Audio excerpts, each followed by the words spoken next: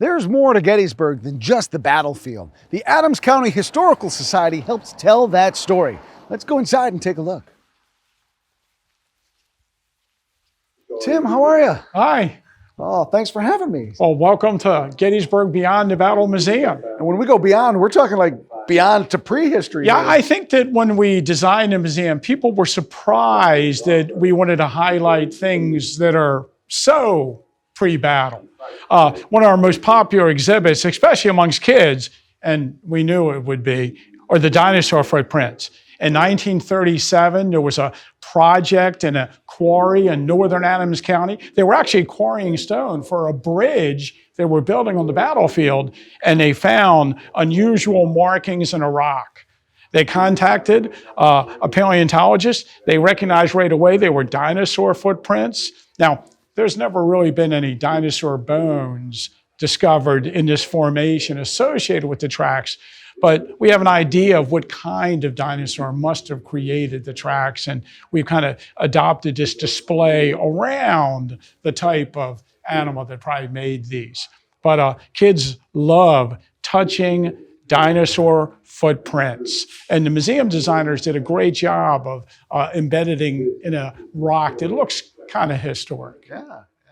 So this is going to stretch all the way into modern times as we go through this museum. So in our museum, we really have like different galleries, like 12 different galleries, but really there's three different sections in the museum. Prior to the battle, and after the battle, with a heavy emphasis on the battle and how it affected local people. Well, I'm excited for you to show us around. Well, you know, one of the most interesting things we have in our prehistoric section is the Mount Joy meteorite. So about 5 miles south of Gettysburg in 1887, this guy was digging a hole for an apple tree and he found a meteorite. Now, the large meteorite he found was over 800 pounds. It was said to be like the largest meteorite ever discovered east of the Mississippi River at that time. It ended up being sold to a private collector. And today, the larger portion of the meteorite is on display at the National Museum in Vienna, Austria. But on loan, we have a piece of the meteor back here in Adams County where it was discovered. So we also, have a large collection of Native American artifacts. Obviously, people have lived in this area for some, 10 or 12,000 years, and we have artifacts relating to the early habitation of the county prior to European settlers. And, when people were on the battlefield in the days after the Civil War, when they were collecting Civil War artifacts, they'd often find arrowheads on the fields of Gettysburg associated with these early settlements.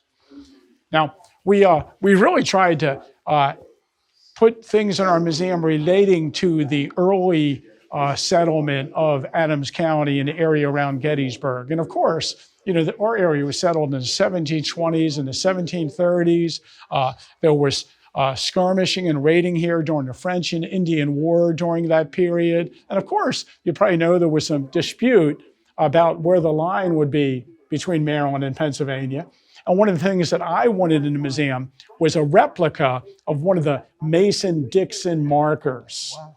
You probably know there's a marker every mile along the line between Maryland and Pennsylvania. Our Adams County line stretches about 25 miles. And every 5 miles, there's a crown stone with the shield of the Penn family and the Calvert family on, either side. Penn family being Pennsylvania, Calvert being the Maryland. In Maryland. And not only is a Mason-Dixon line like the line between Maryland and Pennsylvania, it's come to symbolize the unofficial line between the North and the South. Because of course, Free State Pennsylvania and Slave State Maryland during the American Civil War. But we have a lot of displays. I think our museum designer did an excellent job of sort of creating an atmosphere for each gallery that kind of gives an indication of that period. One of the things early on I wanted when we designed our museum was a tavern to represent the colonial period. And the founder of our town is James Geddes. And his father, Samuel Geddes, was one of the original settlers of this area and operated the Gettys Tavern. And we have displays relating to the tavern. We have audio presentations so that people can hear what it would be like and what kind of conversations would occur in the taverns between local people at that time. And just some stuff about our early town layout. Our town was actually established by James Gettys in 1786. So, just after the end of the American Civil War. And games that kids might have played at the time? Yes, and we love the fact that we have a place where school groups can come to, and then they can play games that were common to a tavern of that area. So we have tavern music and tavern games, and some kids get in here and start playing the games. You just never stop. They just want to stay, which, of course, we like it when people want to stay in museums. We have an exhibit on slavery in Adams County because, there was slavery all across the United States during the colonial period, and it was even the northern states slowly abolished slavery. And so we have some documents pertaining to slavery while it existed in our area. And we have a display on the Adams County and how the county came to be. Originally, when our area was first settled, we were part of Lancaster County, Pennsylvania. And then eventually, we were the backwoods of York County, Pennsylvania. In 1800, Adams County was founded. And of course, we're named after John Adams, one of the founding fathers.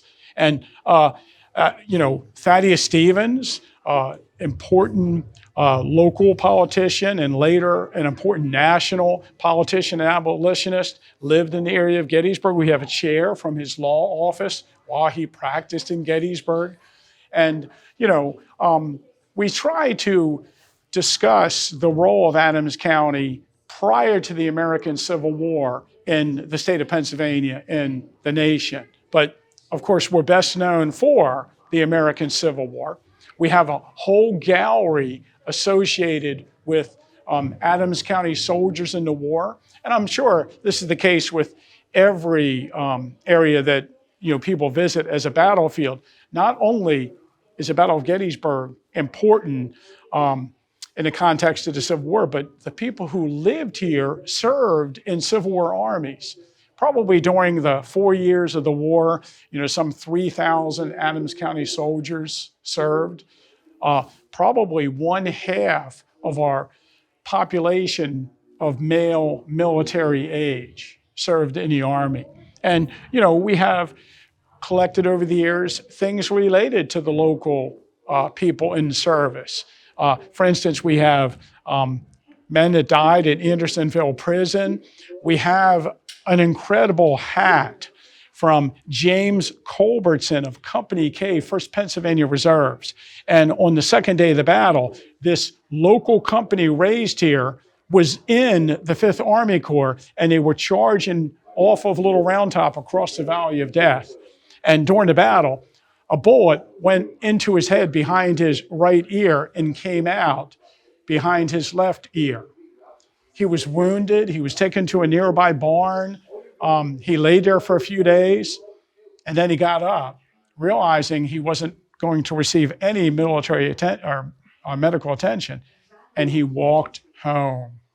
And he survived the battle, and he was present at the 1913 reunion, and he showed everybody the hat that he wore with the bullet holes through the hat that wounded him. And he died in 1917. So we also wanted to highlight the farms here that were on the battlefield. We put the John Batchelder isometrical map on our wall that shows not only the troop movements, but the farms in the area. People who lived here, their farms were used as hospitals, their crops were destroyed, their animals were killed, and their fields were used as graveyards. So, not only are there soldiers from all over the country that are fighting in the battle, there are people living here that were affected by the battle themselves. Now, you mentioned John Batchelder. Who is he and why is he important? John Batchelder was a man who came to Gettysburg. I think he arrived on July 5th. He was here for like 80 days. He decided that during the American Civil War, he was actually waiting for a major battle to occur, and he wanted to spend his life studying, the important battle of the Civil War. And I think he decided to do this before the battle was even fought. He spent the rest of his life studying the battle. He interviewed soldiers in it. He created maps of the battlefield and became like the world's leading expert on the Battle of Gettysburg. He died in 1894, but his legacy helps us understand the battle and the different troop movements that occurred during the fighting. He amassed a huge record of primary sources from the veterans themselves. Most of his stuff is at the New Hampshire Historical Society. We have some items relating to Adams County families during the war.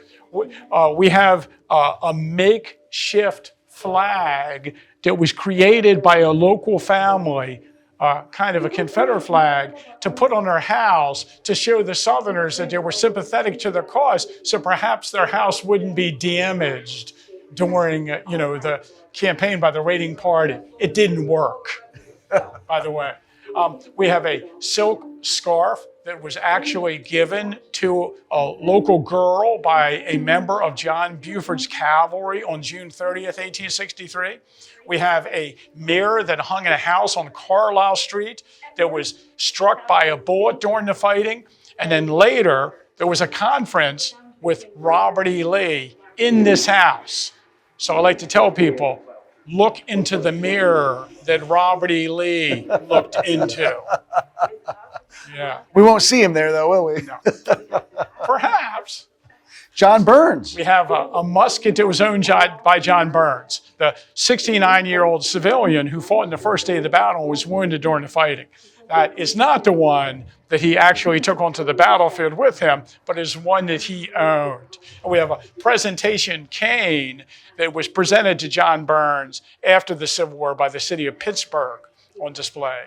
Wow. We have lots of interesting things. We have a ceramic vase that was in the tannery at the Rupp House on Baltimore Street. It was damaged during the sharpshooter action on July 2nd and 3rd, 1863. That's the same sharpshooter action that Jenny Wade was killed in on the morning of July 3rd.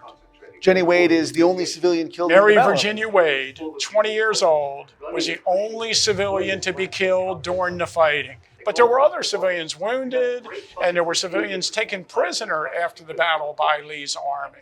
She's one of those characters that has had a lot of mythology around her.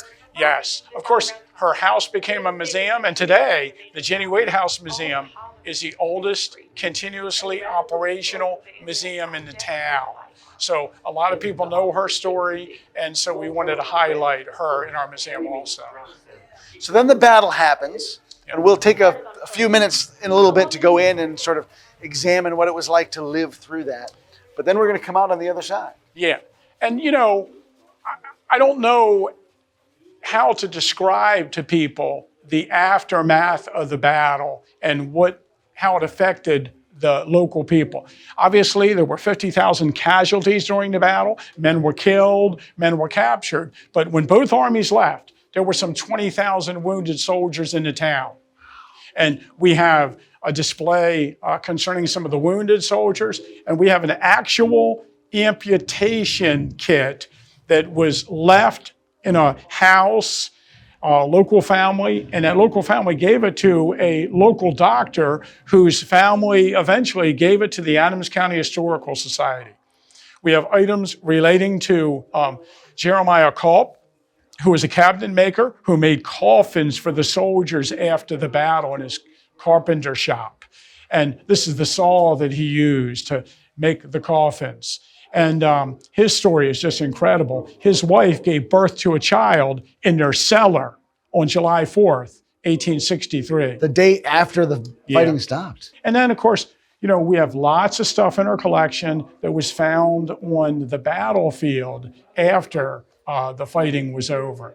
Artillery shells, bullets, pieces of bayonets and rifles. And a large amount of the buildings in town were damaged during the fighting.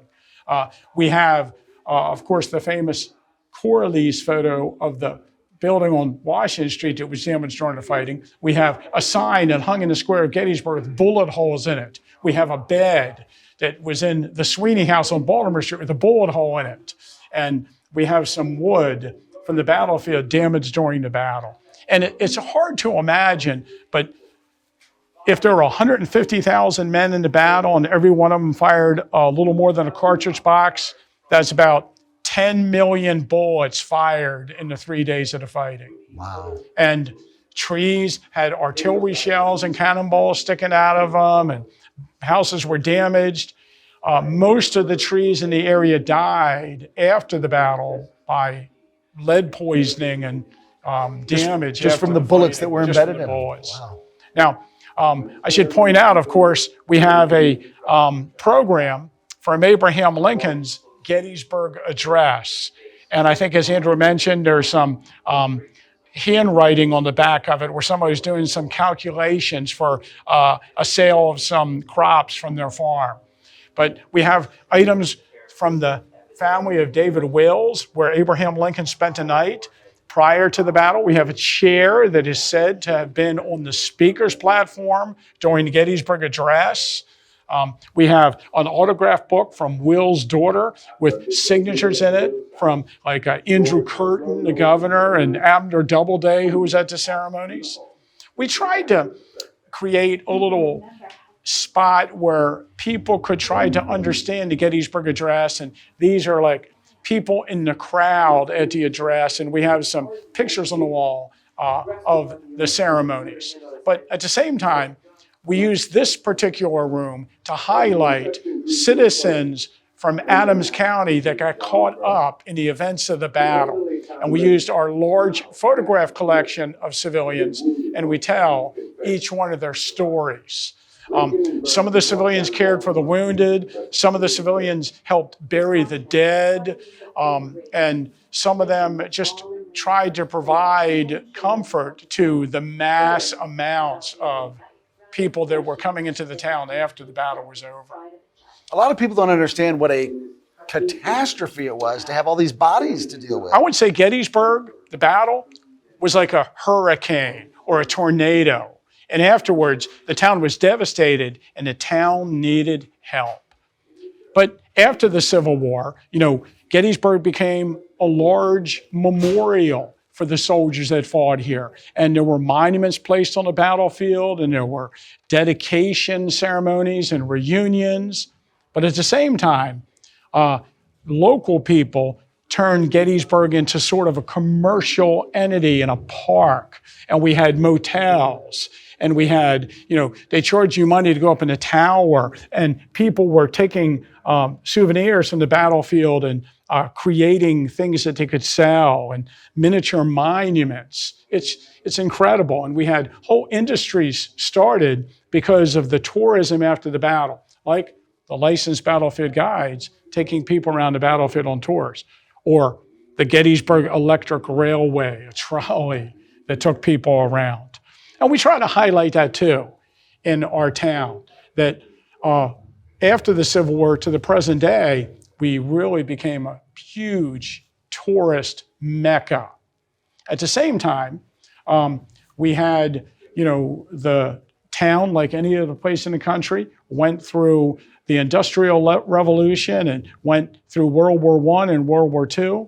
During World War I, there was an enlistment camp on the fields of Gettysburg, and then later a tank training camp commanded by Captain Dwight David Eisenhower, who got his first taste of command on the fields of Pickett's Charge in the capacity of the tank training camp.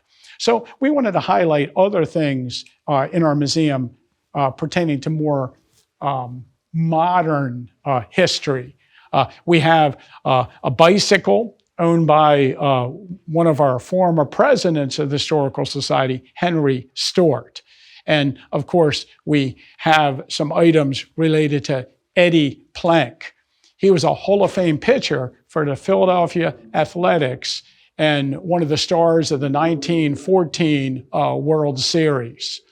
But also, he liked to take people on tours of the battlefield. And when he retired, he ran a local garage here, and he's a well-known member of our community. Of course, Eisenhower returned and was here, when he purchased a farm in 1950, and he retired here and lived here until he had a heart attack and eventually died at Walter Reed Hospital.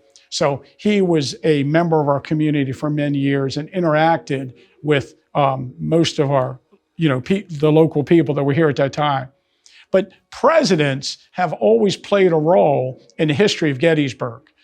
Abraham Lincoln gave the famous Gettysburg Address, and since he gave that Gettysburg Address, 21 other presidents have visited Gettysburg, and some of them tried to emulate their own Gettysburg Address. Some successful, some not so successful. But we have a wall of presidential visits in our museum as well. So over here is also Gettysburg and popular culture.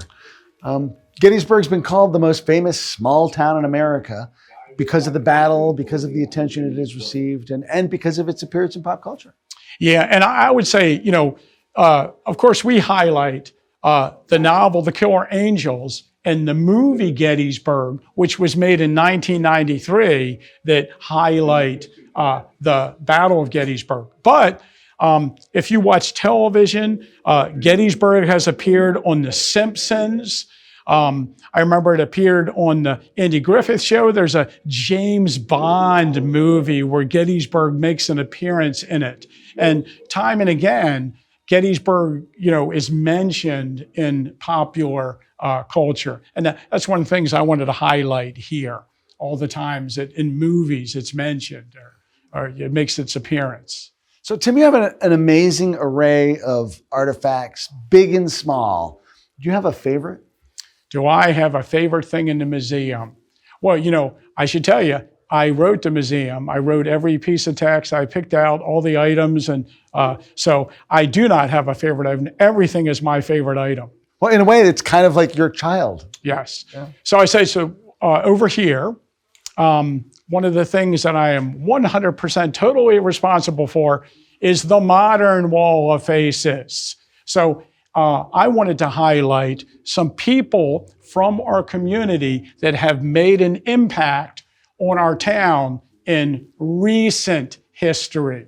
And I highlight people, many of which I knew personally, and many of which on this wall, their family members still live here in the area.